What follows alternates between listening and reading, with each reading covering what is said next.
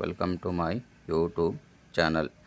Land surveyor ಎಕ್ಸಾಮ್ಗೆ important ಇರುವಂತಹ topic modern methods of surveying. ಇದು ಮೋಸ್ಟ್ ಇಂಪಾರ್ಟೆಂಟ್ ಇದೆ. ಇಲ್ಲಿ ಅವರು ಕೆ ಎ ಡಿಪಾರ್ಟ್ಮೆಂಟು ಸಿಲೆಬಸ್ಸಲ್ಲಿ ಏನೇನು ಮೆನ್ಷನ್ ಮಾಡಿದಾರಲ್ಲ ಇದ್ರ ಮೇಲೆ ನೀವು ಸ್ಟಡಿ ಮಾಡಬೇಕು.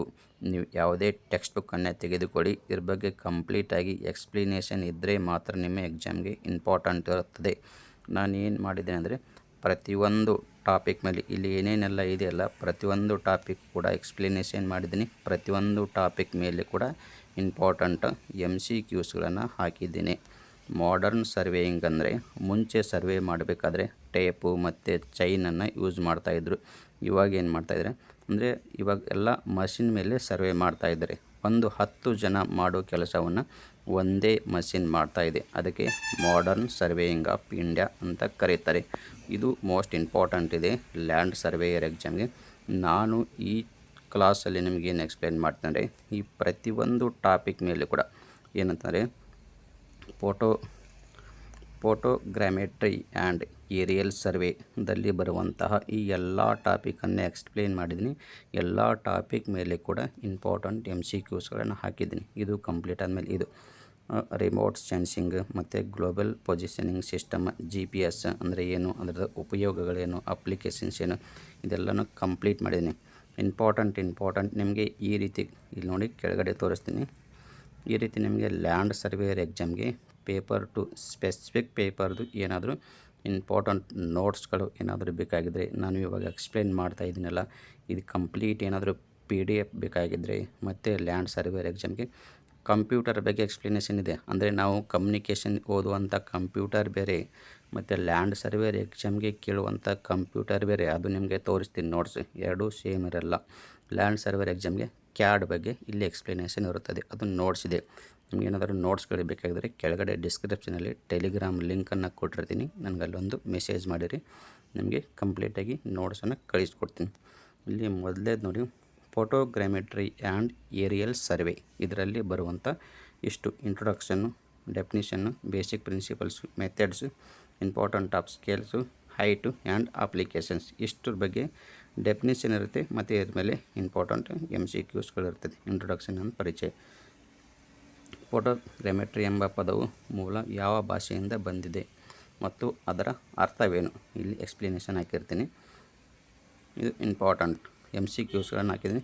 ಎಕ್ಸ್ಪ್ಲನೇಷನ್ ಕೆಳಗಡೆ ಇಲ್ಲಿ ನೋಡಿ, modern method of surveying syllabus ಇದೆಯಲ್ಲ ಇದ್ರ ಬಗ್ಗೆ ನಾನು ಏನು ಮಾಡಿದ್ದೀನಿ, ಇದು ಸ್ವಲ್ಪ ಥಿಯರಿ ಡೆಫಿನಿಷನ್ ಬೇಡ ಅಂತ ಅಂದ್ಬಿಟ್ಟು, ಅಂದರೆ ಇವಾಗ ಇಂಟ್ರೊಡಕ್ಷನ್ ಇದೆಯಲ್ಲ ಇದ್ರ ಮೇಲೆ ಸ್ವಲ್ಪ ಪ್ರೀವಿಯಸ್ ಎಕ್ಸಾಮಲ್ಲಿ ಕೇಳಿದಂಥ MCQಸ್ ರೀತಿಯಲ್ಲೇ ಮಾಡಿದ್ದೀನಿ. ಇವಾಗ ಡೆಫಿನಿಷನ್ ಹಾಕೋ ಬದಲಿ ನಿಮಗೆ ಈ ರೀತಿ ಥಿಯರಿಯಲ್ಲೇ ಕೊಟ್ಟರೆ ಅದನ್ನೇ ಓದೋದು ಕಷ್ಟ ಆಗುತ್ತೆ. ಅದಕ್ಕೋಸ್ಕರ ಅದನ್ನೇ ಥಿಯರಿಯಲ್ಲಿ ಇರೋದನ್ನು ನಾನು MCQಸ್ ರೂಪದಲ್ಲಿ ನಿಮಗೆ ಎಕ್ಸ್ಪ್ಲೈನ್ ಮಾಡ್ತೀನಿ. ಎಲ್ಲನೂ ಕಂಪ್ಲೀಟಾಗಿ ಅಂದರೆ ಇಂಟ್ರೊಡಕ್ಷನ್ ಆ್ಯಂಡ್ ಡೆಫಿನಿಷನ್ ಇದ್ರ ಬಗ್ಗೆ ಮತ್ತು MCQಸ್, ಬೇಸಿಕ್ ಪ್ರಿನ್ಸಿಪಲ್ ಇದ್ರ ಮೇಲೆ ಮತ್ತು ಒಂದು 5 MCQಸ್, 10 MCQಸ್, method, important scales, height, applications ಅಂದರೆ ಫೋಟೋಗ್ರಫಿ ಆ್ಯಂಡ್ ಏರಿಯಲ್ ಸರ್ವೇದ ಅಪ್ಲಿಕೇಶನ್ಸನ್ನು ಇದ್ರ ಮೇಲೆ MCQಸು, satellite imaging and type satellites ಇದ್ರ ಬಗ್ಗೆ ಸ್ವಲ್ಪ ಇದೆಲ್ಲನೂ ಕಂಪ್ಲೀಟಾಗಿ MCQಸ್ ರೂಪದಲ್ಲಿ ನಿಮಗೆ ಎಕ್ಸ್ಪ್ಲನೇಷನ್ ಇರುತ್ತೆ. ಥಿಯರಿ ರೂಪದಲ್ಲಿ ಕೊಟ್ಟರೆ ನಿಮಗೆ ಅದನ್ನು ಓದುವುದು ಕಷ್ಟ ಆಗುತ್ತೆ ಅಂತಿಟ್ಟು ಯಾವ ರೀತಿ ಕ್ವಶನ್ಸ್ ಕೇಳ್ತಾರಂತೆ MCQಸ್ ರೂಪದಲ್ಲಿ ನಿಮಗೆ ಹಾಕಿರೋದು. ಇಲ್ಲಿ ನೋಡಿ, ಫೋಟೋಗ್ರಾಮೆಟ್ರಿ ಎಂಬ ಪದ ಯಾವ ಮೂಲ ಭಾಷೆಯಿಂದ ಬಂದಿದೆ ಅಂತ ಕೇಳಿದರೆ ಇದು ಗ್ರೀಕ್. ಬೆಳಕಿನ ಚಿತ್ರಗಳ ಮೂಲಕ ಅಳತೆ ಮಾಡುವುದು, ಇದು ಇಂಪಾರ್ಟೆಂಟು. ಯಾಕಂದರೆ ಇದು ವರ್ಲ್ಡು ಸಿಲೆಬಸ್ಸಲ್ಲಿದೆ, ಅದಕ್ಕೋಸ್ಕರ ಈ ರೀತಿಯಾದಂಥ ಕ್ವಶನ್ಸನ್ನು ಎಕ್ಸಾಮಲ್ಲಿ ಕ್ವಶನ್ಸ್ ಕೇಳ್ತಾರೆ. ಇದು ಕೆಳಗಡೆ ಎಕ್ಸ್ಪ್ಲನೇಷನ್ ಕೂಡ ಇರುತ್ತೆ ಆನ್ಸರ್ದು, ನೀವು ಓದ್ಕೊಳ್ಬೋದು. ನೆಲದ ಮೇಲೆ ಸ್ಥಿರಗೊಳಿಸಿದ ಕ್ಯಾಮ್ರಾಗಳನ್ನು ಬಳಸಿ ಸರ್ವೆ ಮಾಡುವ ವಿಧಾನದ ಪಿತಾಮಹ ಫಾದರ್ ಆಫ್ ದಿ ಫೋಟೋಗ್ರಾಮೆಟ್ರಿ ಎಂದು ಯಾರನ್ನು ಕರೀತಾರೆ? ಇಂಪಾರ್ಟೆಂಟು. ಫಾದರ್ ಆಫ್ ಫೋಟೋಗ್ರಾಮೆಟ್ರಿ ಯಾರನ್ನು ಕರೀತಾರೆ ಅಂತ ಕೇಳಿದ್ರೆ ಆನ್ಸರ್ ಬಿ.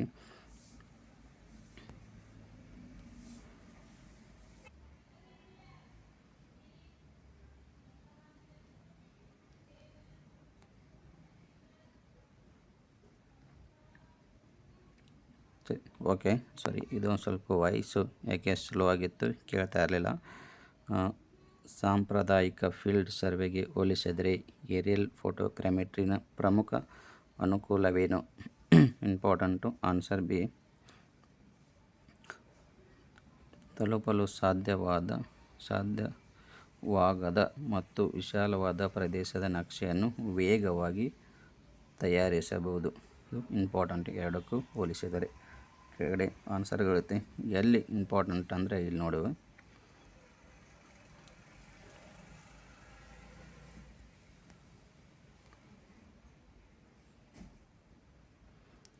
ನೆಕ್ಸ್ಟ್, ಏರಿಯಲ್ ಫೋಟೋಗ್ರಾಮೆಟ್ರಿಯಲ್ಲಿ ವಿಮಾನದ ಕ್ಯಾಮ್ರಾವು ಫೋಟೋ ತೆಗೆಯುವಾಗ ನೆಲದ ಮೇಲೆ ಬಿಂದುವನ್ನು ಆಪ್ಟಿಕಲ್ ಆಗಿ ಎದುರಿಸುವ ಕೇಂದ್ರ ಬಿಂದುವನ್ನು ಏನೆಂದು ಕರೆಯುತ್ತಾರೆ? ಎಕ್ಸ್ಪೋಸ್ಟೇಷನ್ ಅಥವಾ ಪರ್ಸ್ಪೆಕ್ಟಿವ್ ಸೆಂಟರ್. ಸಾಂಪ್ರದಾಯಿಕ ಮ್ಯಾಪ್ ಮತ್ತು ಏರಿಯಲ್ ಫೋಟೋಗ್ರಾಫ್ ನಡುವಿನ ಮುಖ್ಯ ವ್ಯತ್ಯಾಸವೇನು? ಆನ್ಸರ್ ಡೈರೆಕ್ಟ್ ಆನ್ಸರ್ ಹೇಳ್ತೀನಿ. ಆಪ್ಷನನ್ನು ನೋಡ್ಕೊಳ್ಳಿ. ಕೆಳಗಡೆ ಎಕ್ಸ್ಪ್ಲನೇಷನ್ ಇರುತ್ತದೆ. ಆನ್ಸರ್ ಏನು? ಮ್ಯಾಪ್ ಆರ್ಥೋಗೋನಲ್ ಪ್ರೊಜೆಕ್ಷನ್ ಆಗಿದೆ. ಏರಿಯಲ್ ಫೋಟೋ ಸೆಂಟ್ರಲ್ ಪ್ರೊಜೆಕ್ಷನ್ ಆಗಿದೆ. ಇಲ್ಲಿ ಎರಡನೇದು ಡೆಫಿನಿಷನ್ಸು, ಅದ್ರ ಬಗ್ಗೆ ಸ್ವಲ್ಪ ಇಂಪಾರ್ಟೆಂಟ್ MCQಸ್ಗಳನ್ನು ಹಾಕಿದ್ದೀನಿ. ಅದು ಟೋಟಲಾಗಿ ಅದು 10 MCQಸ್ಗಳು. ಇಷ್ಟು ಇಂಪಾರ್ಟೆಂಟ್ ಎಲ್ಲನ ಕವರ್ ಮಾಡಿರೋದು. 1 ಸೆಕೆಂಡ್.